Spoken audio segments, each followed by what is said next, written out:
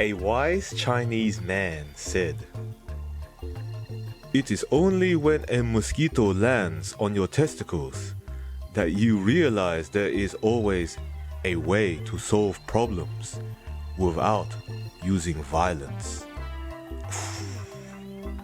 That's some wise words, Mr. Chinese man. Did a Chinese man really say this? It doesn't say who quoted it. It only says a wise Chinese man said. I don't know, but I'll repeat the quote. It is only when a mosquito lands on your testicles that you realize there is always a way to solve problems without using violence. Oof. Damn, that's deep and philosophical. That's floppy as shit. If a mosquito lands in my testicles, like, I already know what the problem is. Like, why are my testicles out, man? I should have my pants on or something.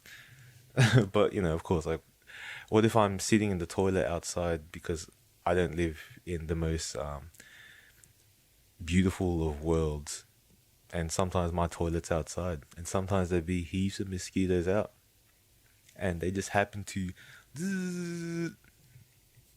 land down there. The last thing I want to do is slap that mosquito. You know that joke that people do, like when they slap you like on the shoulder, like, oh, it was just a fly, oh, it was a rat, a cockroach. I hope no one does that to my my jewels, because that's screwed up. Because the Chinese man knows, yo, man, there's a better way to solve that problem, alright? Even if it's a joke or not, please do not resort to violence. That this quote kind of touches on a few things philosophical. First is the idea of killing a mosquito. Sometimes I get a bit troubled, because I'm a sensitive soul, and sometimes I'm a bit troubled with killing insects, killing small critters and such.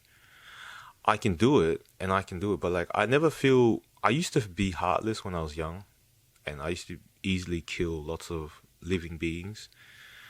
But I don't know, as I've grown, I've grown to empathize with life, with all forms of life. And even if it's a mosquito, like, I would still swipe them and get rid of them, because I want to get rid of the problem. And there's some understanding to it. There's some understanding that I've had to accept as well about the order of societies and creatures.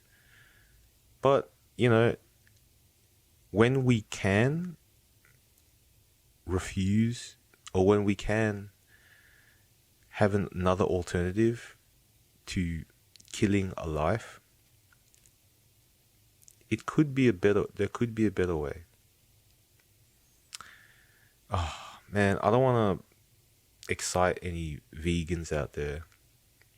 I've got some vegan friends. One of my neighbors is vegan, and he likes to talk about this. We don't get fully black and white in it. Like, I use this as a good way to explore my thought, and he loves talking to me about it as well, because we both get to explore different schools of thought on the matter. But I will still eat animal product, no worries, because I still accept the fact that I am at the top of the food chain, and it's what my food is, even at the expense of lives being slaughtered. I am evil. And I live using products generated by businesses that exploit lots of life, lots of human life, lots of human livelihood. I don't mean to spread the evil, but I find the convenience, and sadly, if it helps me grow, that's what I'll decide.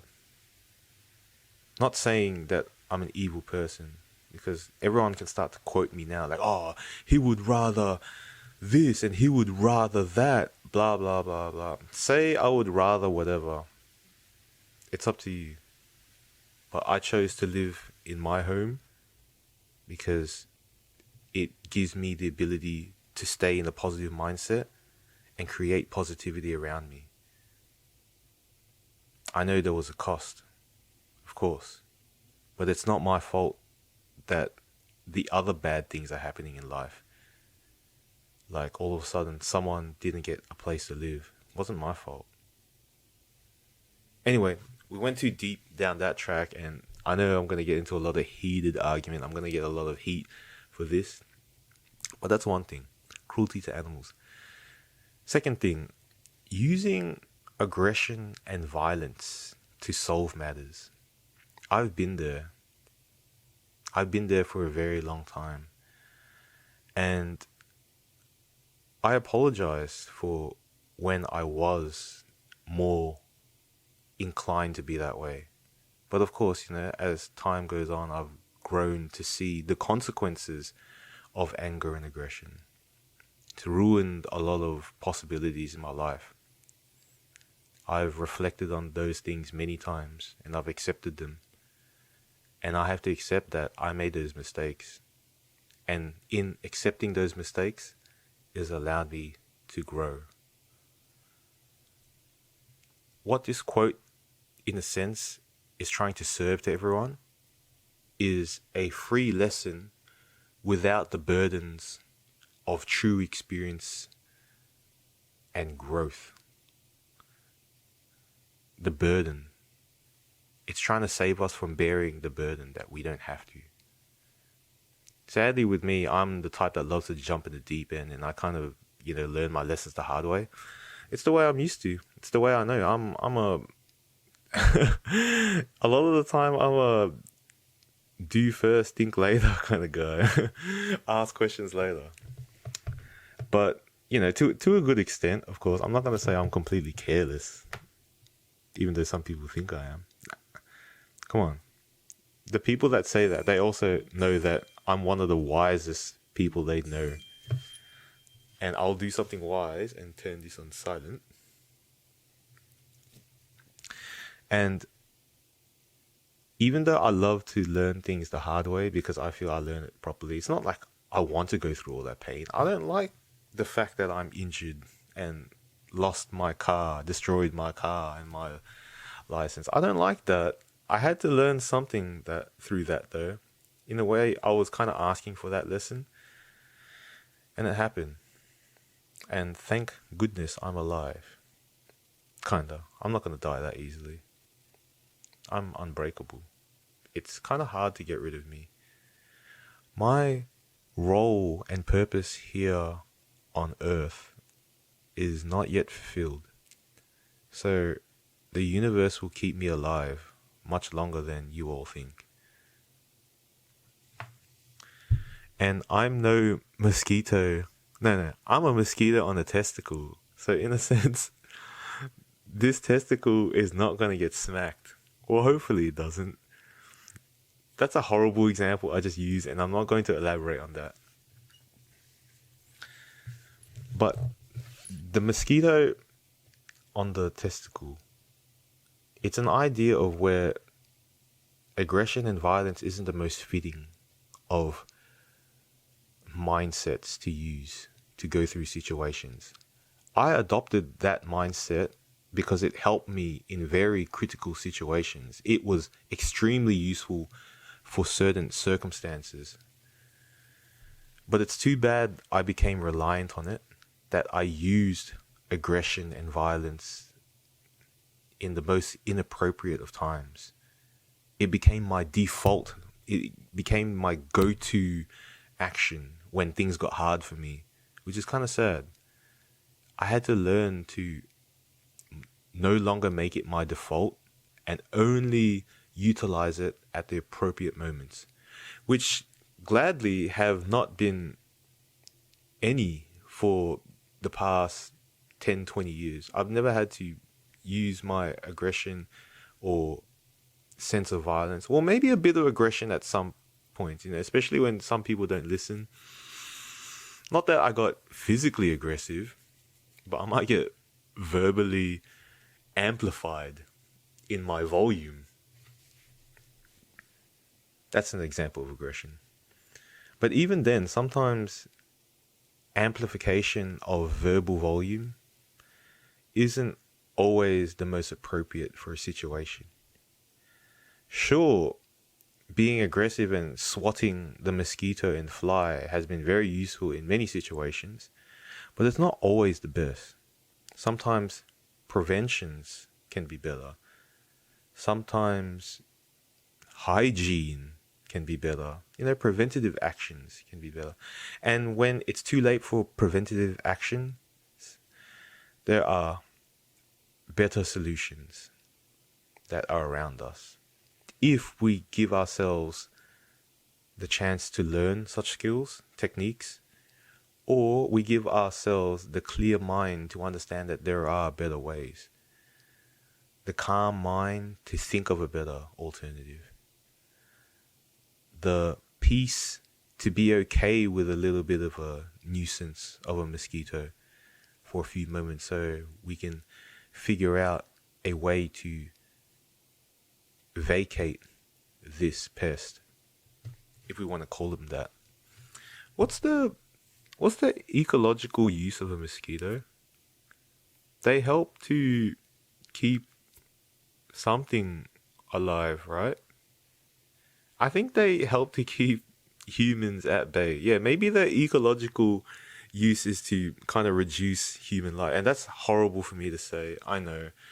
But I do also accept the fact that there are too many of us here on Earth. And at the same time, I can contradict myself by also saying I'm all about love and nurturing new life. I love the idea of love and people conceiving and nurturing new life, especially in the name of love too. Not just like, oh, we have to have a baby because it's going to help benefit us. No. I like it just because when two people truly have that passion for each other, that love, that warmth, that connection, and they want to elevate their connection to the next level, the best thing that they can do is to join together and create a being that is both lovers. One half of one lover and one half the other into one beautiful special being. Or many, depending on, how many you want to keep in your household. I'm all for that too. Damn. And then at the same time, I know that there's way too many of us humans, and sadly we're the problem for Mother Earth, because Mother Earth is struggling to house all of us. Her house wasn't built to have this many humans, was it? I don't know, especially the way they've been running everything with consuming and consuming more and all, and she's getting mad, she's trying to pull off earthquakes and volcanoes and storms and stuff, but we're getting smarter and we're finding a way to outlive our mother. Maybe we already have, and our ancestors are somewhere else. Or maybe we're from a different planet and we inhabited Mother. I don't know. That's other deep talks. You know what? I went too deep on too many different tangents. I'm gonna have to wrap this one up. Whether it really was a Chinese man who said it or not, I'm not sure, but he had a good sense of humor. But he knew how to teach people. Like, yo, man, we can't always be violent. Because the last time I was, well, you can tell why I don't have any children. But yeah, damn, I feel sorry for him. But he learned a good lesson for all of us. Sometimes aggression isn't the wisest way to handle a situation.